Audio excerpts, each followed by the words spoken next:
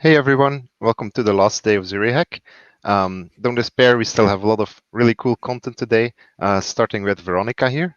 So Veronica is an enthusiastic functional programmer, and she's been using Haskell for 4 years, she just told me. And it's kind of amazing what she has achieved in, I guess, 4 short years. She co-founded Kowainik, who have done a lot of great projects to make Haskell easier to use, especially for newcomers. So for example, Stan and Summoner are projects of theirs. And on top of that, she's also one of the authors of Bind the Gap, which is like a print-style magazine about Haskell. If you haven't read that, definitely check it out. Maybe someone can post the link in our Discord. And so before I give it over to Veronica, don't forget that you can ask questions at any point in the talk discussion channel, and then I will relay them to Veronica. So the floor is yours, Veronica. Thank you very much, Jasper. Hi, everyone. I'm very glad to be here. I hope you are enjoying your hackathon so far, and there were a lot of interesting projects you've been involved to. It's the last day, but let's get the most of that. So let me start. My talk is called Unliftable and Unliftable, and this is because when we are working with monads and monad transformers, you will need to use the lift and unlift functions. So I decided to talk about that in this manner. What I want from this talk is to walk you through the history of how monad transformers came into the field, what they're solving, and we will see very different approaches that are currently used in architecture of real-world applications. So let's begin. First of all, thank you, Jasper, for introduction. I also prepared a few highlights of my experience. I've been working in 6 different Haskell companies that were involved in very different fields, including insurance, mortgages, healthcare, and many more. I also do and very love open source work, and what we do in Kowainik, we're making lots of tutorials and we try to mentor people and also try to get people involved in the community through such projects as Google Summer of Code, Hacktoberfest, and Learn for Haskell online course that we have. So the plan for this talk is the following. I will start with the just basic stuff like what's monad, just in order to understand what monad transformers give us. So the monads, then we go to monad transformers, and later we will talk about very different approaches, such as MTL, what it gives us, what's its benefits, what's drawbacks. Then we'll talk about more complicated abstraction, which is MonadBasedControl, and also discuss what it solves over the MTL approach and what's the difference as well. We also need to talk about the limitation of monad transformers, because it's very important to understand exactly what you are working with in order to resolve specific tasks you have. And we also will talk about the real approach, which is also a bit different from the previous one. And the final one is a MonadUnlift. And we will see what is that and why we actually need that. And we will try imagine how the final monad for application could probably look like for you. And I want to highlight this in the beginning, that this is not going to be the monad or monad transformers tutorial. And we also are not going to discuss any effect system as well. We are just going to focus on monad transformers and their evolution through the timeline. And I also will compare some of the approaches, but we are not here to say which one is the better. And you will see why that is the case. But the idea of this talk is not to get the best approach. Okay, so let's start with the ground floor. Now we will try to understand monad conceptually. Yeah, I know a lot of people were explaining monads, but yeah, we will try to do that as well in a very quick way. So first, what's monads? They were introduced in Haskell by Phil Wadler in 1992 in paper Monads. It came from the category theory and was very actually nicely introduced into functional programming, and people noticed how well and effective it worked in functional programming, and it's in its way to program and design. So yeah, to understand that, I love to think about the monad on the following example. Let's say that we have a single animals, and they can represent the primitive types, such as integer or char or anything else. And we can say that there is a herd of animals. When we say just herd, it doesn't mean the real object at all. It's something abstract. And without the specific animal, it doesn't exist in the world. But when you say the herd of sheep or the herd of horses, then you give it the meaning. So it became the object itself. It became something. So in programming in Haskell, this herd can be represented as list. So we can have list of integers and list of char. So you see the difference between the primitive type and the abstract type that depends on some type inside that. But that's not only one type of having some abstract type over the primitive type. For example, let's say we have a salad. Here it will represent the simple ordinary type, such as string or maybe some map. And we have a salad recipe, which actually doesn't include any salad in itself. However, it's very related to the salad. So it will describe how the salad should be prepared, but it doesn't have any of its ingredients. So it's more like the description.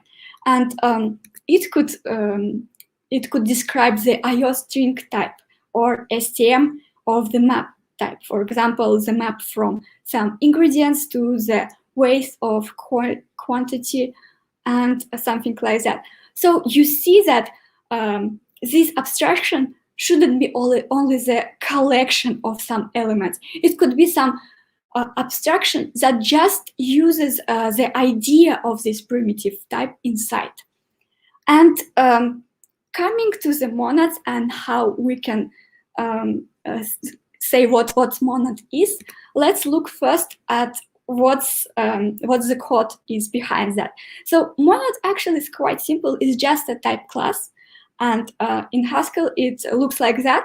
It has a bind function that could work inside some of M, which is monad.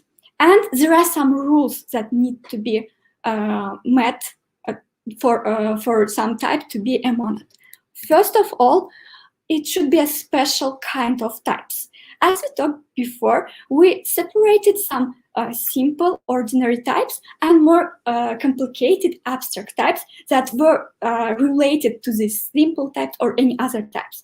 So both list that we mentioned, recipe, could be a monad.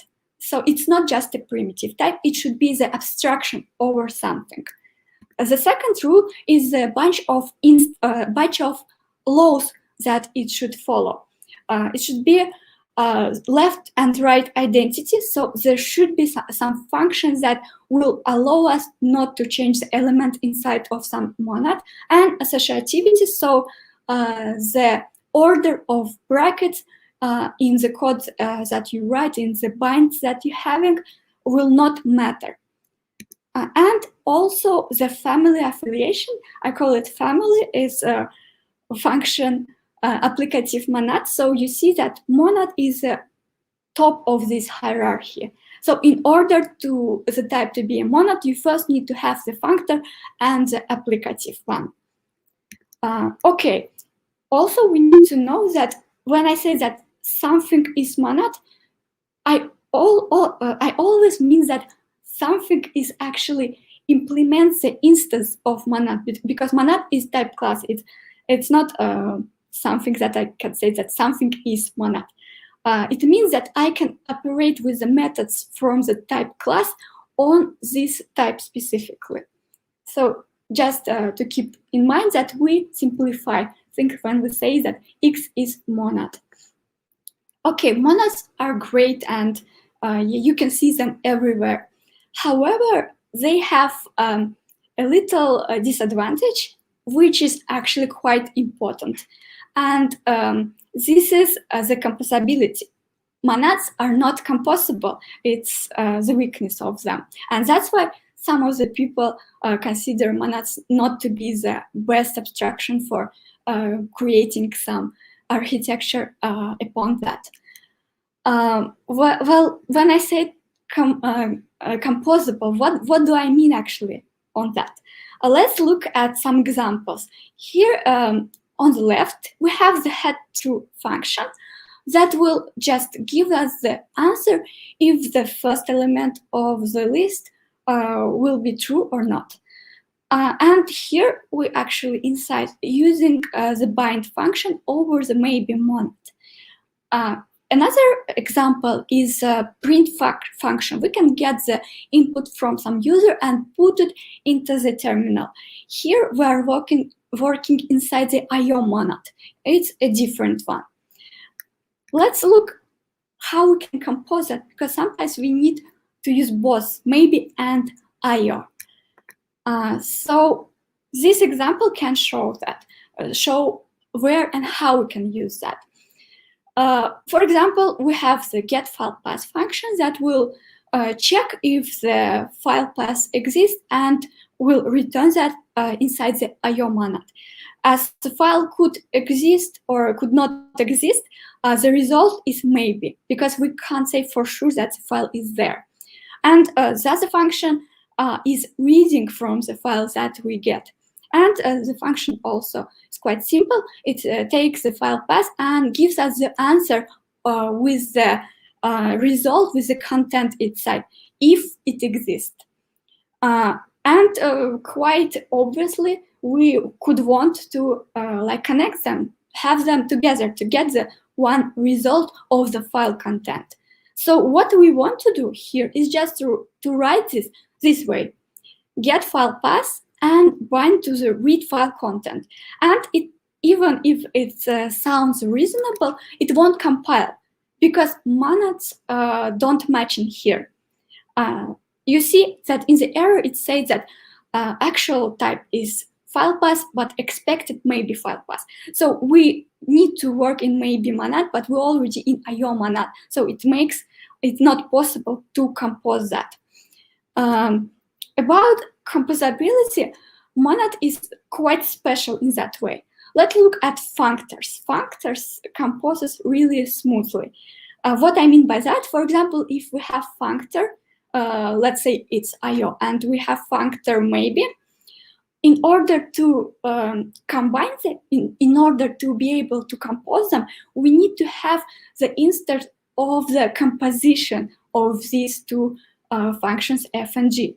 In our case, in IO and maybe. And you can see that actually such instance could be written in a very easy way. You just need to use the composition of two instances of underlying functors. And it will be the valid instance, and it will work perfectly, and all the laws and rules satisfied. What happens with monad is not quite the same. So in Haskell, there is such a type, compose. It's in the base standard library, and it looks like this. So basically, its meaning is the composition of different functions. It will help us to compose functions. And on this example, we can show that the monad composition is not possible even in this structure. So if you look through the instances that this compose structure provides, you won't see monad, though you see the functor. And as we saw on the previous slide, you can easily write such a functor instance that will allow us to use both these f and g functions together. The same applies to applicative, alternative, foldable, traversable, and much more, but not monads. If you look at that, and if you actually will try to write such a function, such an instance, you won't be able to do that, because it's not possible to get out the inner monad and change that. It actually explains through category theory why it's not possible. However, I don't know exactly category theory, so I won't be able to explain that in that way. You can just try to do that yourself and see that it's not possible to write such an instance. Okay, but as we saw, that it's a quite normal requirement to have two monads combined in some application, even for the easiest one. For that, what can we do as a solution is to create our own monad.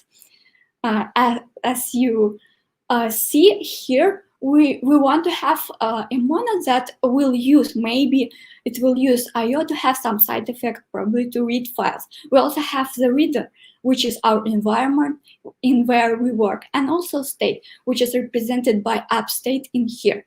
So we are creating our own in order to create our own instance of monad, and there we will be able to work with all of them. Yeah, this does work. However, it's not the best approach, as you can see. Even though this is very simple one, because it doesn't require any extensions, you don't need to add any additional dependencies to your project, and also it doesn't require any fancy features or any features at all. It works out of the box.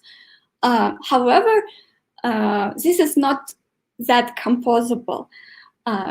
Imagine if you need to add just one more monad above, you will need to redo a lot of stuff or duplicate a lot of things and write a lot of instances. And this is not the interesting work to do.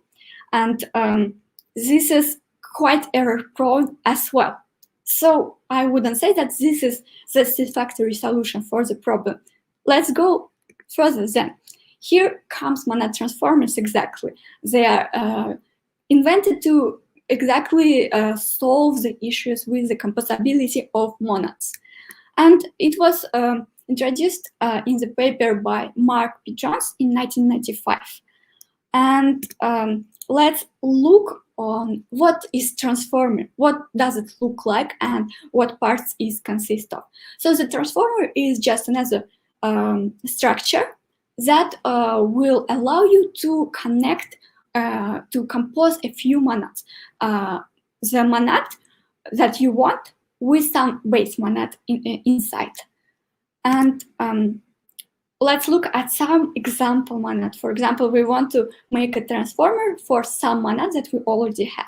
So usually the name consists of the name of the monad you have and the T, which stands for transformer. This is the established practice that everybody usually follows. Also, the transformer can have some other custom parameters for its uses. And the main part is this M. This is the underlying monad that we will have. And A is the value. So yeah, this is the overall overview how it will look like. But let's look on the real transformer and how they different from the monads themselves. There is no the standard rule on how you create the types for transformer and how they will look like. But here you can see a few examples of the main ones. For example, for maybe and for either, it looks quite obvious what we want. As we saw for maybe, when we're working with the files, we needed maybe an IO outside of that. So this is exactly how the transformers for maybe T looks like. For either, it's except T, because usually either in application is used with some exception handling. And yeah, it's also no surprises in here how the transformer will look like. However, for list, it's much more interesting. It was first also introduced in the similar way. However, some of the laws were broken with that approach. And now we have a little bit more complicated solution, which is actually now in the list transformer package. I put the link on the slide. For others, like reader, writer state, you can see that the types are also created a bit differently for each of them. I also have cont monad here, and you can see the red crosses on IO.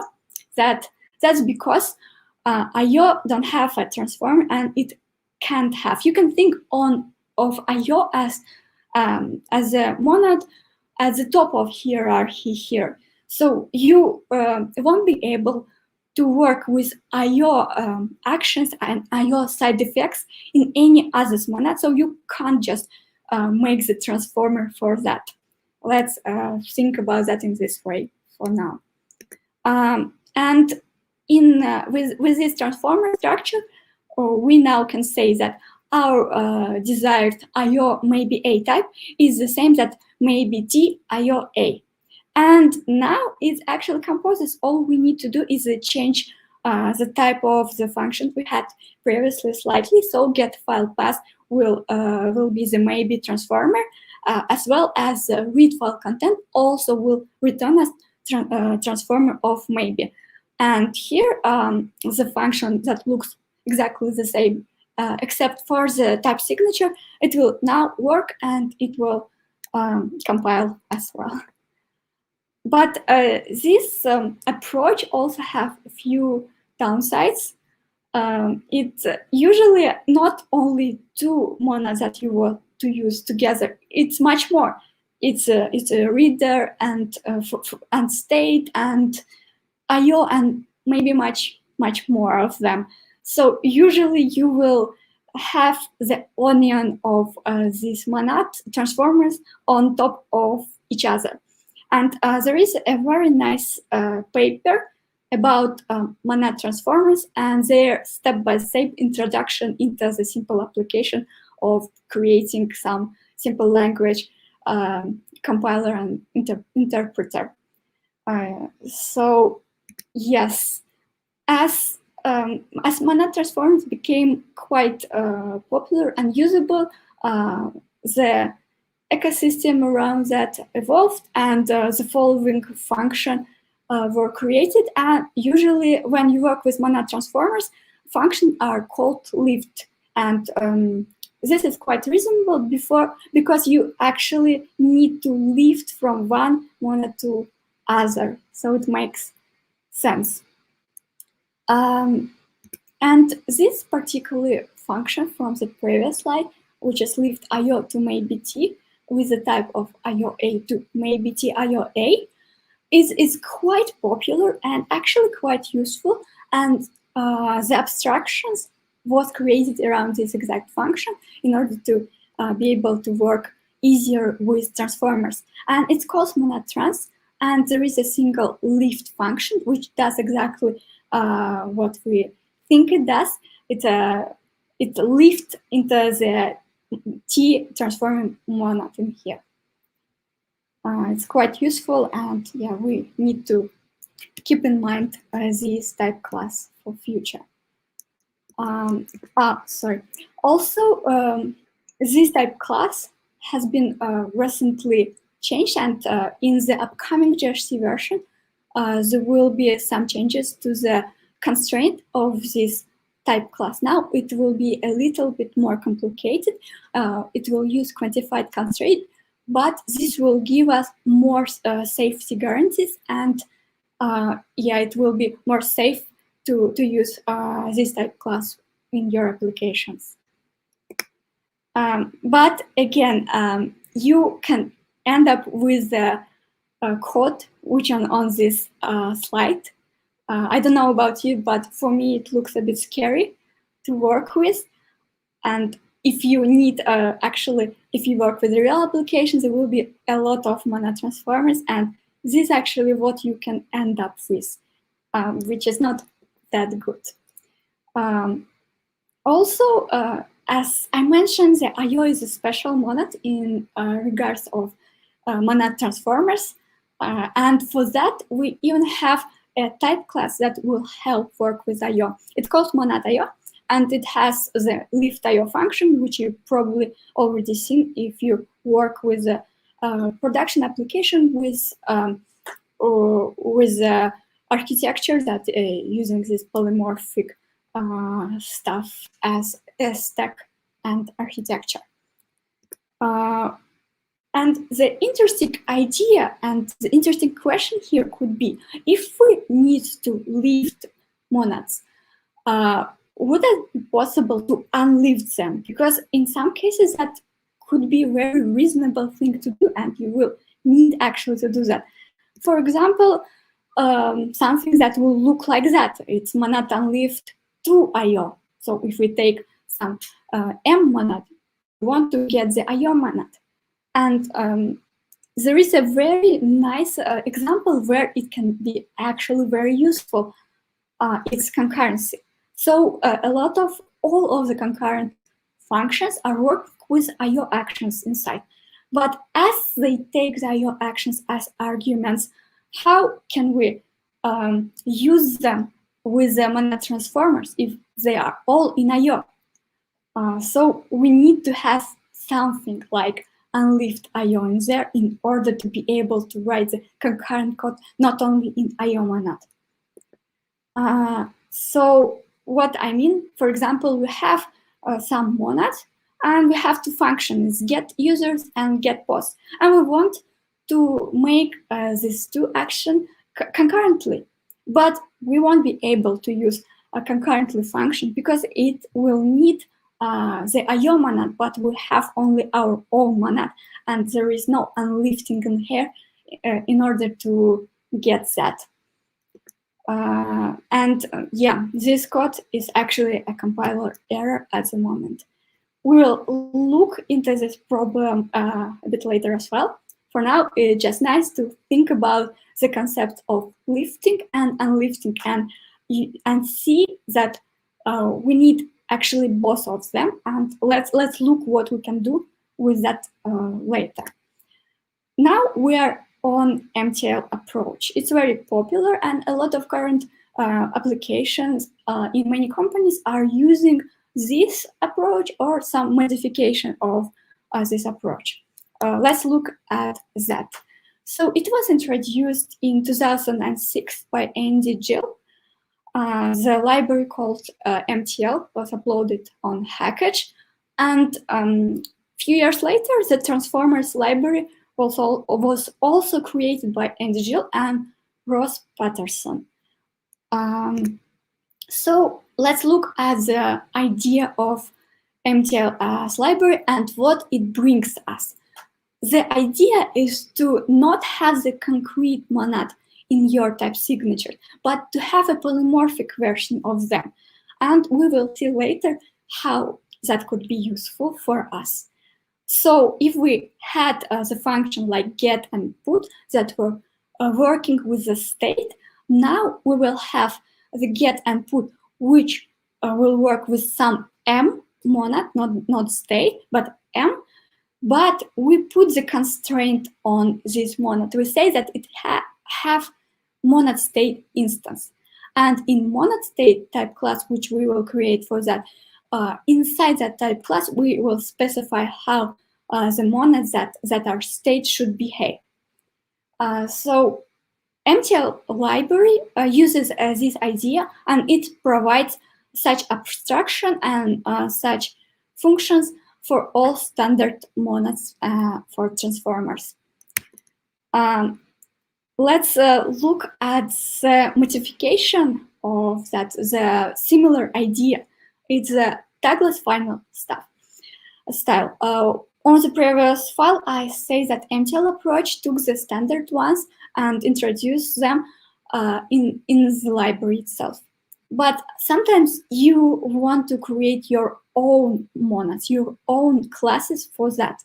For example, if we are working with a file system somewhere, we could create the monad file, monad, which will allow us to use some methods like read file and write file everywhere. So what we need to have is to introduce the IO instance for your application to work in the same way as it was worked with just IO while reading and writing files. Besides that, we also need to introduce a number of instances for different transformers in order to, like, again, compose monads. This is very nice for both testing and production code. So you can see if you need the pure implementation, you can skip using IO, which is very important for some cases when you need to put different actions or different things there. So if you want to mock testing, you can just create your own new type and provide its own instance of monad file. And for production, you can use the same monad file IO instance that you already had, or you can introduce that anyway. What are the problems here? Yeah, it solves some of the issues we had before, but still, it's not that it's not enough for us, as it still introduces a lot of boilerplate. And the famous quadratic n instances problem is also exists, because for each custom type class you introduce, you will need also to implement a lot of instances for all the transformers. And also, this is quite heavy in terms of extensions that it uses. It has flexible instances, flexible contents, multi-parent type classes, and functional dependencies. And when you introduce new people in the code base, this could introduce different problems for newcomer to those who didn't work with these things, and could sometimes affect the errors they will get. So yeah, need to be aware of that as well. What could help to resolve some of that issues that mentioned is a so-called overlappable approach. It was actually described just last year, 2020, by Felix Mulder. However, he mentions that this approach was already existing from previous year and was actually used in Standard Chartered Bar for their architecture, but it's officially well described in 2020 only. Let's look how it solves the issues that we mentioned. So we have this abstraction monad file, and as I mentioned before, we need to provide a lot of instances for maybe t accept, t reader, t state, t, and so on and so forth. What Overlappable gives us is the only single instance that you need, which will actually work with any monad transformer you need. How it works? Overlappable is a Haskell compiler feature that will tell to the compiler to take this instance only if not other instances exist.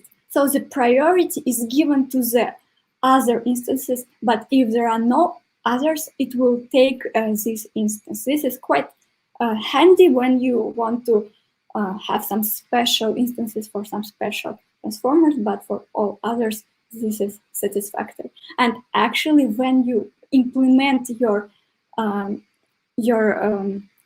instances by hand, they will look almost like here. You will just need to use lift inside of the implementations. Okay, so this approach, like, let's look at something more complicated and a bit more harder to use as well, but very useful. MonadBasedControl is something that was created by Bas van Dijk and Anders Keyserk. Sorry if the pronunciation is wrong. What is that? Hi, sorry, Veronica, we have a question from the audience about the previous approach, so overlappable. Yeah. So maybe if you can go back to that slide. Thank you. So the question is if this sort of using this overlappable pragma can risk some issues where the instances aren't coherent anymore? Well, without this instance, it would be like much more complicated to use different transforms, especially when you introduce a lot of monads. So it actually helps to have just one instance. Yeah, sometimes it could be not preferable by some teams that prefer to have explicit instances, but it's currently the solution to the boilerplate. Yeah, not the whole solution for everything. In that aspect, it solves this issue. Right. Thank you. Thank you. Okay, yeah. Previously, we were talking always assuming that our base monad will be IO, and this is quite correct in most of the cases, especially when you work with application. But actually, the base monad, if you think about it, could be anything. It could be STM, it could be it could be your own monad. So why should we stop on IO? And actually, we can generalize the monad IO we had introduced before, we shown before. Let's have the class which looks quite similar to what we had, but instead of IO, we will have some just B base monad, and it could be anything. Let's look what the generalization gives us. Based on this monad base, we can create the beast abstraction, which is called MonadBasedControl, and it has the base monad and other monads that you want to work with. The type class itself looks quite scary. Let's be honest, it's not that easy to understand all of happening with MonadBasedControl, but it's quite powerful feature as it allows you to work with any base, and yeah, it could be quite helpful in many different use cases, as we'll see as well. Yeah, let's talk about its benefits and what's not that good about this approach as well. The good thing is that we solve the concurrency issues that we mentioned before. Here we can have just concurrently function, which will work with any monad. And you can look into the linked, lifted, and sync package, which actually gives you a lot of different functions from the async package, but that are working with our MonadBasedControl IOM monad. And yeah, this is solved. The bad thing is that actually the MonadBasedControl itself is quite complicated, and it actually looks like magic to somebody who just starting working with MonadBasedControl, but not only because you can work with that, but still not be 100% sure how it all works together. And the bad thing is that the error messages could be just really odd and strange, and it's very hard to debug the issues in there. And more generally, it looks like you use Sledgehammer to crack an app. So it's just too powerful tool in most of the cases. And the ugly thing, yeah, if you look at this instance of MonadBasedControl for the type that we just introduced, which runs in IO, you actually don't see anything strange about that. These all look quite reasonable. However, as we can see in the blog post by Michael Sloman, which is called A Tale of Two Brackets, this instance actually doesn't satisfy all of the laws. So for some, it fails, and that's why it could introduce very strange bugs, and it's absolutely hard to debug. You can read this article to get more details of how that was actually explored. We have a question about the previous slide, Yeah. where you showed the MonadBasedControl. Sorry, can you go back one more? Yeah. Yeah. Yeah. No, one forward now. Sorry. And so the question is if this for all pure part of the signature, if that's like inherently part of the MonadBasedControl approach, or if this is something else. Yeah, this is for writing functions like this, and this actually the reason why error messages could be such not friendly. It's a very helpful abstraction for writing these exact functions for concurrency. I won't go into the details how they look like. It's a separate thing. Here I just want to give the overview of how it could look like. But yeah, it's necessary for write the concurrent functions like this. And this is the main issue that produces very heavy errors, as these are very heavy types themselves. Thank you. Thank you. Yeah. Now we know what Monad transformers are and what issues they try to solve. Let's speak about some limitation they have. Actually, there are a lot of folklore knowledge around Monad transformers, which actually I also learned from some other people. However, it's quite important points, and I think that everybody should be aware of that in order to be able to write better application for their use cases. First such thing is a writer T monad. The thing is that you almost never want to use a writer T monad. Writer T is a very space leaky one. So when using that, yeah, your memory will not be in the best shape. And this is quite strange because in most of the tutorials or posts about writer T I saw, they were using the example for writer T for logging in your application, which is not the best place where you want your memory leakage to be in, and it would be very hard to debug. There is another version of writer T, the CPS version, so you can look into that if you really need writer T. But yeah, generally never use writer T. Also, another thing you need to know that the order of how you nest your transformers is actually quite matters. So you can see that if you just put state and except T on different position, the resulting type will be different. So you need to think about that when you just try to architecture and to get the idea of how it looks like. This is specific to some of the transformers, not to all of them. For example, the order of reader T here won't be matter that much, but yeah, be careful about that as well. And yeah, many monads don't work well with concurrency.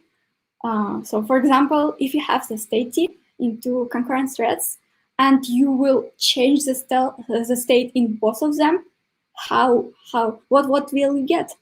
So yeah, these transformers are not the right thing to use with the concurrent. So if you're using concurrent code, just try to avoid doing that. And here is the link to a very nice video explaining the monad transformer state and this particular issue as well. Also, what I noticed, at least in some of the team I was working with, is that this monad transformers approach, it introduces very heavy and very big constraints. For example, if you have 4 or 5 constraints, you can perfectly write them down. But in some very big application, they could come to even 50 constraints, which not one single developer would love to write down. So you end up with this underscore instead of all the constraints in your code. So the problem with that approach is that it's not immediately visible what will go on in the function below. So you have just mmonad, but what effects it allows, what will it do, with what it will work, we don't know that. However, writing 100 of constraints is also not that pleasant thing to do as well. Probably IDE could help with that, but it's still quite hard during the, for example, remote code review, where you don't have access to your IDE. And yeah, this is happening as well. And performance is also something you need constantly thinking about when you are constructing your transformers. For example, if you have a nested readers instead of a reader of some record, the performance will be worse. It will be much slower than just one layer of reader T monad transformer. And also for beginners, I noticed that there are a lot of confusions around this approach. There are two libraries, transformers and MTLs, and for sometimes it's quite hard to get the idea what to use for what, because they are quite similar. Actually, the transformers was created after the MTL with the types and main design, put it in that package, so it could be used separately as well. But for beginners, it's not that obvious what exactly is the difference and how they should approach that as well. Also, there are the strict and lazy types, so you again need to choose what you want. For that, you need to know exactly what the performance of both, what the difference is, and so on. And yeah, for beginners, it's quite hard to know everything from the beginning. And also, I noticed that tagless final style, this term is used on many variations of MTL. And actually, I see that MTL itself is also sometimes called tagless final. So it's not the approach that is described in the original paper for tagless final. And many people currently, as I guess, are understanding different things by the tagless final style. Okay, but let's look at the good thing. What are the use cases of these transformers? And actually, there are not that many described and interesting use cases for transformers, but here are a few very interesting ones. For state, a very interesting post is about sequential pattern matching. I put all links in here. You can also check it out later. Also, in the library called MySQL Not So Simple, the state monad was also used for patterns in SQL language. For except T, it's usually used for boilerplate reduction. And you can see that in the projects such as Servant Server, Haskell, or Policeman, and probably much more. This is quite interesting approach, and it's used in many places as well. Okay, the next stop is RIA. Let's look what is that and how it was created. It was introduced in 2017 by Michael Snowman, and he wrote a very nice description on how he get to the idea of such abstraction, just to create this approach and why he needed that. Actually, he was saying that during the work on the Stack 2, which is quite huge application, which uses actually a lot of concurrent code, a lot of different configuration and things. So he noticed that he noticed a few things eventually. First of all, that all he needs is a reader T transformer, and eventually, as this is the application, he will end up using the IO monad as well. And the real approach, actually underlying type is the Rio type, which is on the screen right now. So as you see, this is exactly the reader transformer with the IO monad. And why it was created again? We saw a lot of limitation of monad transformers. Its concurrency problems, its inefficiency of nested transformers, and that eventually most of the application will end up to work with IO. So there is the opportunity to make it a bit easier. If talking about MonadBasedControl, as I mentioned, is too complicated for the task. And Rio actually provides the approach for application architecture, and it allows smooth concurrency experience, and it also allows to specify you the constraints that you want, as we described with the previous approach as well. All the differences that we are working in the Rio at the end, as you see in the example get followers function in here. And with the Rio approach, MonadUnliftIO was introduced as well.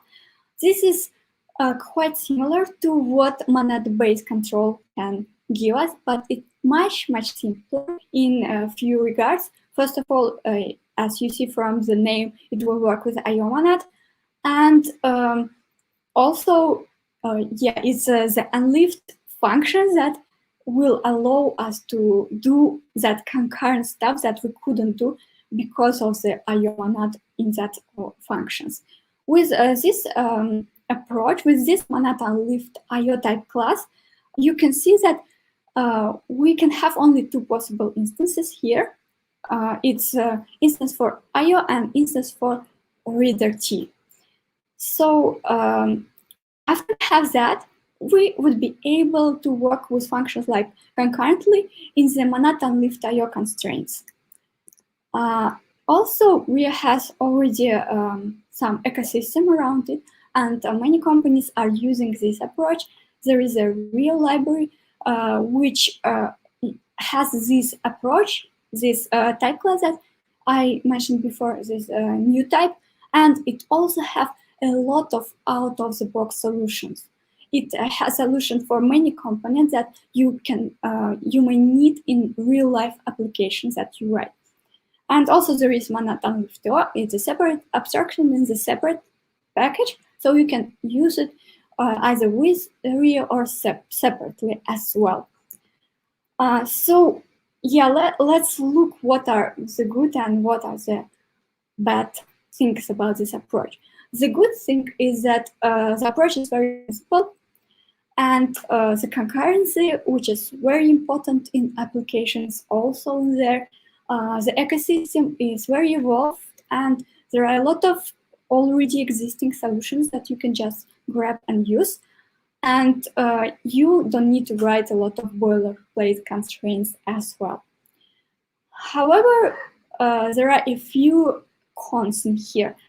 As we have the base monad, it's fixed, so we can't change it to any monads that we may ever need. And it also, the battery inclusiveness, it also could be quite troublesome if you would love to change at least one element of the solution. So it's something that you need to get in 100%, or it will be much more harder to do that for your specific needs. So let's say again, Rio provides utilities such as file system, logging or vector, and yeah, and much more.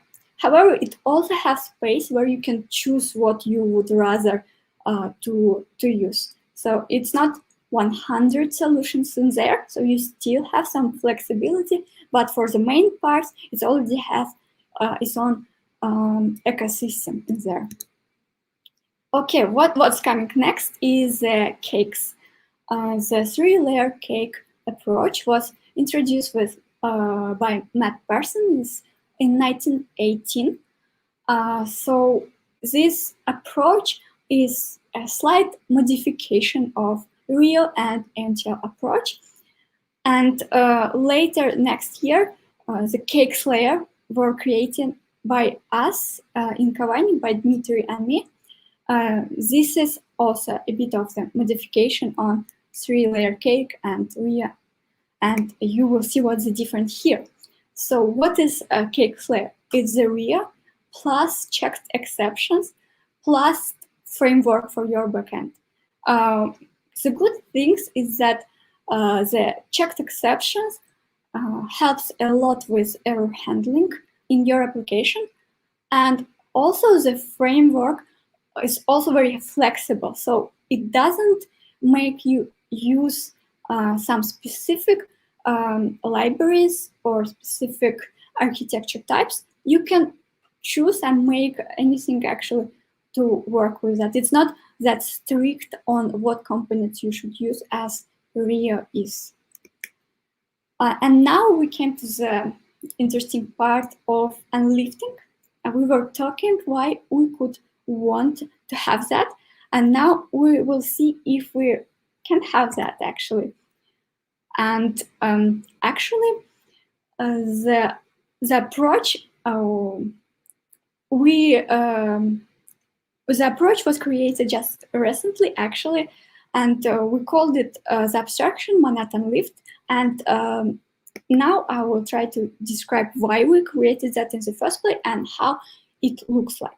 The problem was that we wanted to test the concurrent code, and for that we wanted to use the Deja Vu library, which is a unit testing library for concurrent code.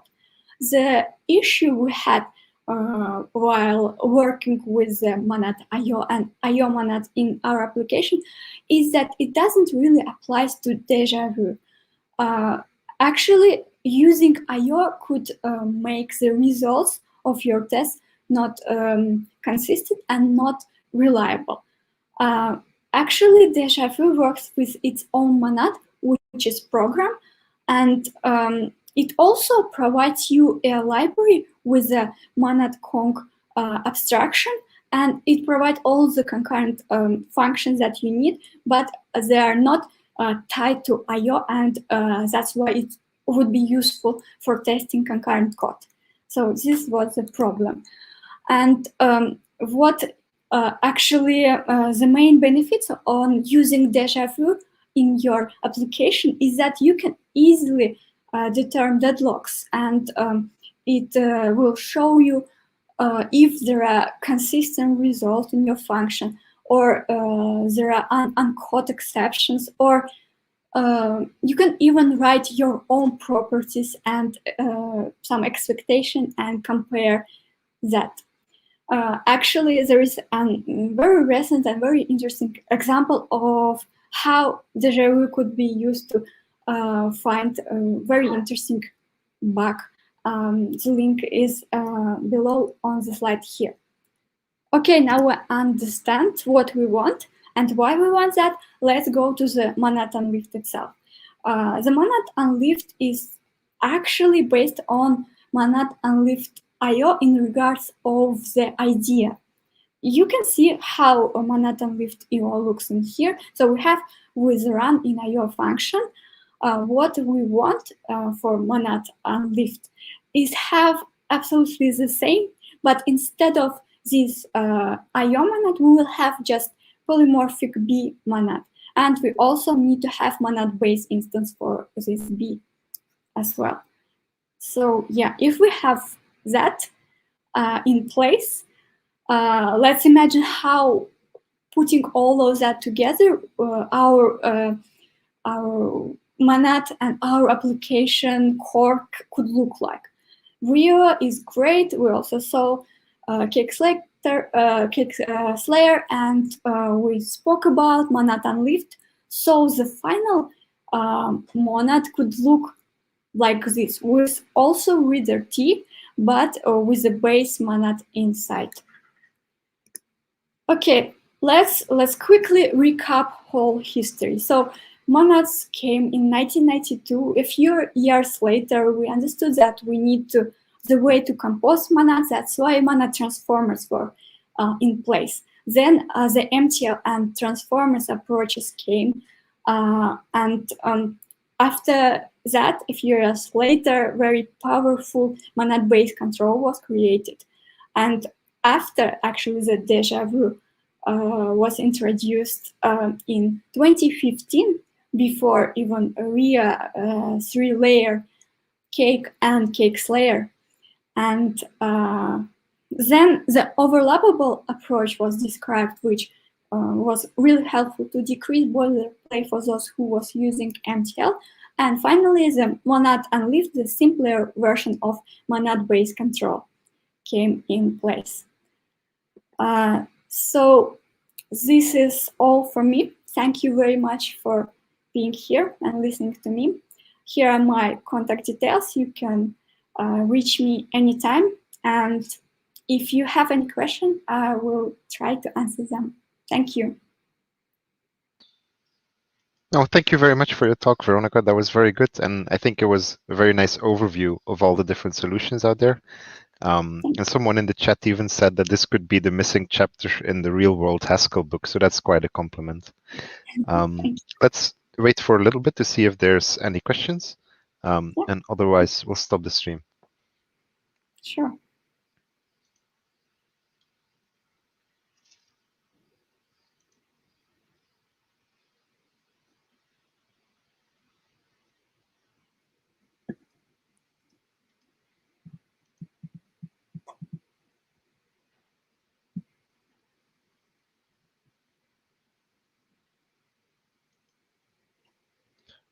So we have a first question from the chat room.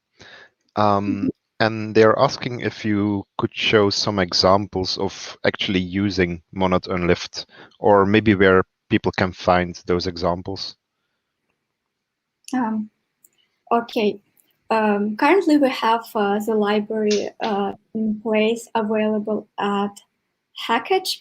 Unfortunately, the usage is not currently in open source code, but yeah, we can work on the documentation to provide a simple example somewhere in the future. But the general idea was that we had this monad-based control constraints everywhere. And when we needed to do testing of concurrency with deja vu, there were necessary changes needed to be done to our code. And we noticed how heavy and how error-prone this monad-based control abstraction was, especially when it's not always needed, but once in there, it's quite hard to like move to something more simpler. So, but the benefits of having MonadUnlift in there were quite significant in terms of the simplicity of the code we end up with. We got rid of a lot of constraints, and in some places even the code became a bit simpler. And yeah, the main part, we also got rid of those not writable constraints that those for all and pure abstraction introduced to our code. And yeah, unfortunately, I currently can't give you links to the real code. Okay, thank you. So maybe for the next question is a bit broader and asks about effect systems, and I guess sort of like how the things you explain to us and kind of like effect systems, like how they relate and work together. Yeah, effect system is just some other approach to how you deal with some effects you want to introduce to your application. Yeah, here I only focused on monad transformers. The effect system is very huge topic. I don't think that we would be able to discuss that here at all. But yeah, in terms of this presentation, I don't think that I use something specific that could lead to effect system. I was just focused on transformers. Yeah, thank you. another question maybe. So someone is asking if there are certain performance drawbacks associated with the different approaches you can take.